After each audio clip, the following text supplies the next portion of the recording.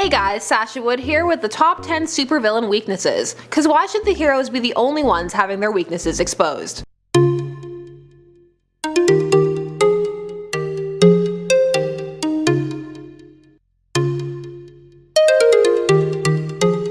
Number 10. Dr. Doom and arrogance. Dr. Doom has the ability and the resources to take over the world, and actually has done so, but he is completely incapable of conceiving of himself as having made any mistakes or having any flaws of any kind. This makes him a horrible ally in any villainous alliance, since he feels a compulsion to be in complete control at all times, and will often find his plans undone by some minute detail or distraction. It's because everything just has to be so perfect. Everybody has to be able to laugh at themselves, hero or villain. Number 9. The Sandman and Cement. This Spider-Man villain can transform his body into sand with all of the earth manipulation and lung clogging abilities that entails. However, with Sand's abilities, there also come some hindrances, such as the potential that materials will combine to harden you into cement. Once this did occur to him, rendering him immobile and comatose. And it's not the only time people have mixed chemicals into him. That would freak me out. I don't think I'd want to take my sand form very often. Number 8. The Red Lanterns, and never being able to take off their rings. During the Geoff Johns run on Green Lantern, the color spectrum was introduced/expanded upon in the Green Lantern mythos. Rings based on emotion were detailed and assigned, and red was anger,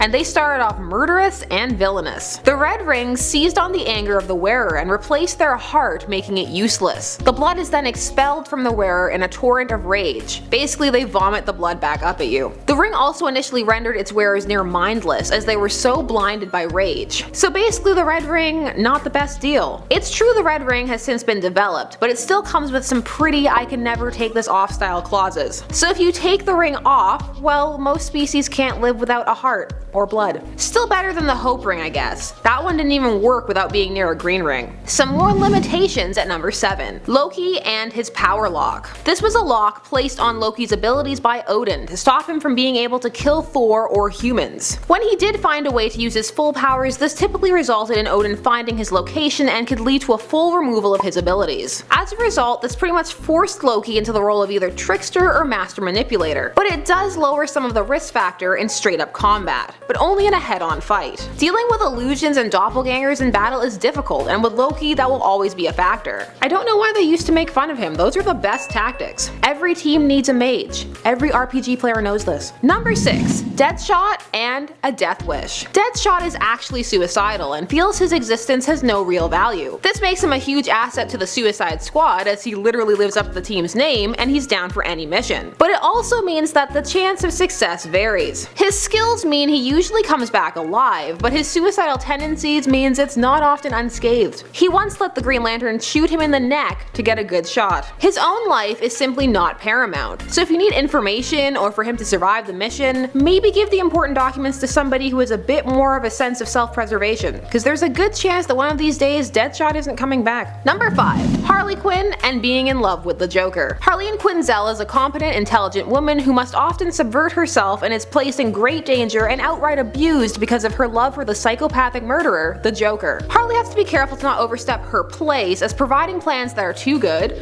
not laughing at the appropriate times, or even being funnier than the Joker can result in a swift kick or even getting shot. While people argue back and forth as to the true nature of their relationship, one thing is certain: being with the Joker and her constant willingness to go back to him puts her in danger. And during her solo runs and issues, she has proven herself to be a far more competent villain without him. Number 4. Brainiac and germs. While everyone makes fun of this War of the World style weakness, it actually makes sense. Aliens would be susceptible to our microbes and bacteria, especially an alien like Brainiac, who lives his life encased in sterility, rarely actually physically interacting with the worlds he is absorbing. Even a human baby will be more susceptible to germs and disease if you sterilize everything around them. So yeah, break his containment suit if he's wearing one, or just get him into the muck and fuss of daily life, cough on him, lots of choices. In some depictions he's even a germaphobe, which definitely bumps coughing on him up the list. Number 3. Mr. Mxyzptlk saying his own name backwards, and I just struggled for so many takes to even say it forwards. He first appeared way back in Superman number 30 in 1944 as an annoyance to Superman, a trickster style character of varying degrees of villainy from the 5th dimension. Superman had to use his smarts to trick Mixie, yes that is the official official short form of his name, back into his home dimension by getting him to say his name backwards, which is Mr. Kilpitsism. You would think it was such an unnatural thing to say, it wouldn't happen too often, but this near omnipotent imp would be sent back time and time again by his own name, which is a good thing because when he goes into full god villain mode, it's absolutely terrifying. Number 2. Black Adam and being unable to revert to mortal form. For those granted powers by the wizard Shazam, they can change in between their powered enhanced forms and their mortal ones by shouting the word Shazam. However, their mortal bodies are still aging and moving through time. Black Adam found himself corrupted by this power, unwilling to relinquish it and using it to rule. However, because he has stayed in this form for so long, he can never return back to his mortal form of Teth Adam in most incarnations, as he is simply too old. Reverting to that form would just kill him. So I guess he has no other choice but to go on being a power-hungry despot. And our number 1. The Joker and the death of Batman. The Joker is Batman's opposite and spends nearly all of his energy obsessing over him and trying to find ways to get him to pay attention to him. So it should be no surprise that in stories where Batman is dead, appears dead, or retires, the Clown Prince of Crime doesn't fare too well. In one story, this occurrence led to him becoming completely sane until Batman re-emerged. In another, he remained catatonic until an aged Batman returned to the crime-fighting scene. It is heavily implied that without Batman, the Joker has no purpose. This renders him a bit shady in a team-up where Batman has to be taken down. It also means that he has a hard time maintaining focus on any plan not involving Batman. He will also try to actively stop other villains who are looking like they're about to succeed at taking Batman down. I mean, he pushed Harley out of a window for having a better plan than him. You always take shots from folks who just don't get the joke. So those were 10 villain weaknesses, just trying to even out the playing field for those heroes trying to get a jump on their enemies. Let us know what lists you want to see next here on Top 10 Nerd. I'm Sasha Wood, thanks so much for watching, don't forget to like, share, comment, and subscribe so you never miss another nerdy list. See you guys!